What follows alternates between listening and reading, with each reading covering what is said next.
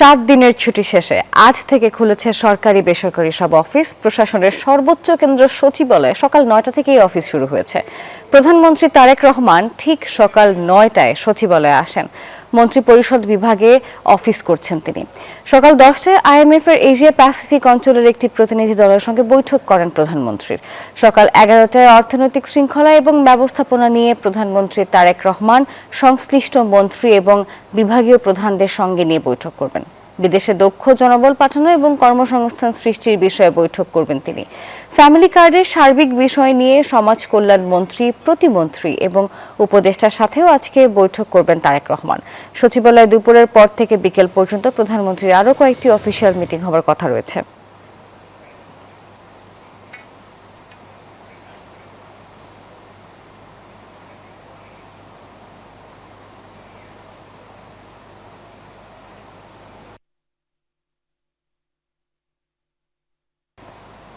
দর্শক, আমরা এই নিয়ে আরো খবর জানবো। আমাদের সাথে যুক্ত হবেন আমাদের সহকর্মীরা।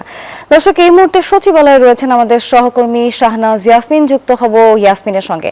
ইয়াসমিন, জানাবেন সচিবালয়ের উপস্থিতি কেমন দেখতে পাচ্ছেন, এবং আমরা কিছুক্ষণ আগে জানাচ্ছিলাম যে আজকে প্রধানমন্ত্রীর অনেকগুলো বৈঠক হওয়ার কথা রয়েছে, তো সেই বৈঠক সংক্রান্ত সবশেষ কি তথ্য আছে আপনার কাছে? নাফিস, আপনাকে ধন্যবাদ জানাচ্ছি।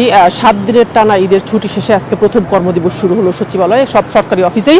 এবং এর আগে যা দেখতাম আমরা ঈদের পরের ছুটিগুলোর চিত্র এবার পুরোপুরি ভিন্ন, কারণ গত 1 মাস হলো বিএনপি নেতৃত্বাধীন তারেক রহমান যখন ক্ষমতা নিলেন, এবং গত 1 মাসেও তিনি এই সচিবালয় কর্মকর্তা কর্মচারীদের সঠিক সময় অফিসে আসা এবং একই নিয়ম মেনে অফিস ত্যাগ করার একটা নির্দেশনা জারি করা হয়েছে মন্ত্রী পরিষদ বিভাগ থেকে। এবং সেই চিত্র আজকে প্রথম কর্মদিবসে ছুটি শেষে আমরা দেখলাম যে সকাল 9টায় সব কর্মকর্তা সচিবালয়ে আসছেন। এর আগে এমনটা আমরা কখনোই দেখিনি। যেদিন ছুটি শেষ হয় সেদিন আসলে ঢিলেঢালাভাবে সচিবালয়ে আসেন, একই রকমভাবে কোনো রকম শুভেচ্ছা বিনিময় করে তাদের অফিস শেষ করে। আজকে এসে শুভেচ্ছা বিনিময়ের সাথে সাথে কাজও তারা শুরু করেছেন, কারণ প্রধানমন্ত্রী তারেক রহমান সকাল 9টা ঠিক 1 মিনিটে সচিবালয়ে ঢুকেছেন এই 5 নম্বর গেট দিয়ে, এবং এই মন্ত্রী পরিষদ বিভাগের এই ভবনে তিনি অফিস করছেন।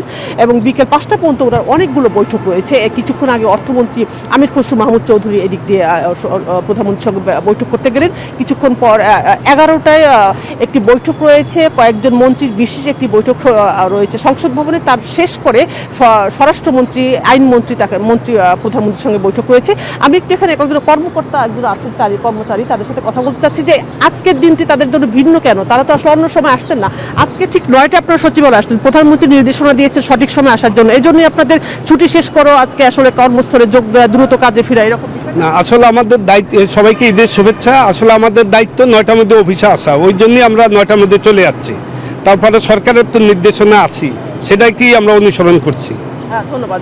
কথা বলছিলেন একজন ডেপুটি সেক্রেটারি, ওনারা আসলে সঠিক সময় যে অফিসে আসা প্রধানমন্ত্রীর নির্দেশনা মেনে, সেই বিষয়টাই আসলে সচিবালয়ে আজকে আমরা দেখলাম। প্রধানমন্ত্রী এখন যে বৈঠকটি করবেন একটি হলো অর্থনৈতিক শৃঙ্খলা ব্যবস্থাপনা নিয়ে একটি বৈঠক, অর্থমন্ত্রী থাকবেন, এখানে জ্বালানি মন্ত্রী থাকবেন, এই বিষয়ে অর্থনৈতিক সার্বিক বিষয় উঠে আসবে, একটা জ্বালানির বিষয় থাকবে। এরপর বিদেশি কর্মসংস্থান নিয়ে বৈঠক রয়েছে, এরপর কয়েকটি বৈঠক আছে। ওনার পর বিকেল 4টা পর্যন্ত সচিবালয়ে প্রধানমন্ত্রীর যে শিডিউল আছে সেখানে বৈঠক রয়েছে, হয়তো সারাদিনে সচিবালয়ে থাকবেন।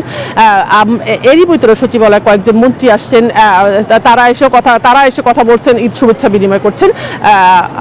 এখন আসলে সচিবালয়ে এই যেহেতু কাজ শুরু হলো, আমি এখন একটু আমার সহকর্মী রয়েছে চট্টগ্রামে নয়ন বড়ুয়া, তার কাছে যাব সেখানকার পরিস্থিতি জানতে। নয়ন। ধন্যবাদ ইয়াসমিন আপনাকে। আপনি যেমনটা সচিবালয়ের খবর জানিয়েছেন, তেমনিভাবে চট্টগ্রাম আদালতে কিন্তু আমরা দেখতে পাচ্ছি এখানে যারা কর্মজীবী রয়েছেন, আইনজীবীরা যারা আছেন, তারা কিন্তু ফিরতে শুরু করেছে।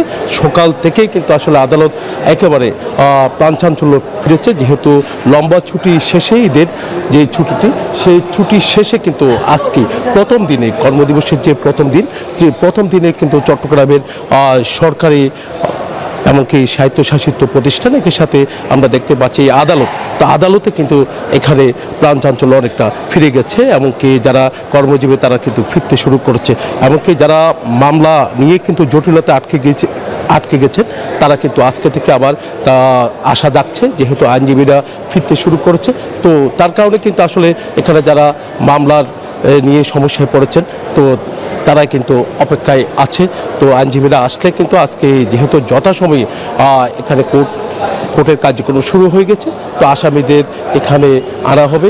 এমনকি জেলখানায় কিন্তু আমরা দেখেছি শিকারীও কিন্তু যারা শিকারে কয়েদিরা আছেন যাদের আজকের মামলার ডেট রয়েছে সেই ডেট অনুসারে কিন্তু তাদেরকে হাজির করা হবে। একই সাথে সরকারি যে অফিসগুলো রয়েছে চট্টগ্রামের রেলওয়ে থেকে নিয়ে জেলা প্রশাসন থেকে নিয়ে অন্যান্য যে অফিসগুলো আছে সেই অফিসগুলো খোলা যেমনটা রয়েছে তেমনিভাবে কিন্তু আমরা দেখতে পাচ্ছি বেসরকারি যে প্রতিষ্ঠানগুলো রয়েছে ব্যাংক থেকে নিয়ে বিমা থেকে নিয়ে অন্যান্য প্রতিষ্ঠানগুলো কিন্তু খোলা রয়েছে। তার কারণে কিন্তু আসলে এখানে যারা গ্রাহক রয়েছেন তাদের যে কাজের কোনো সমস্যা হচ্ছে না, যেহেতু আজকে থেকে খোলা হয়ে রাখা হয়েছে সব কিছু।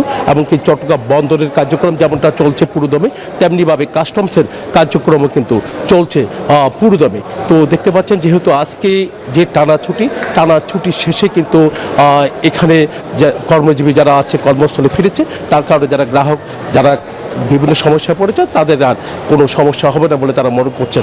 এই ছিল আমার এখানকার সর্বশেষ। ফিরে যাচ্ছে স্টুডিওতে নাফিসার কাছে। জয় এবং ইয়াসমিন দুজনকে ধন্যবাদ। 200-র বেশি সার্ভিস ও ফিচারে লেনদেনের সব বিকাশ অ্যাপে সম্ভব।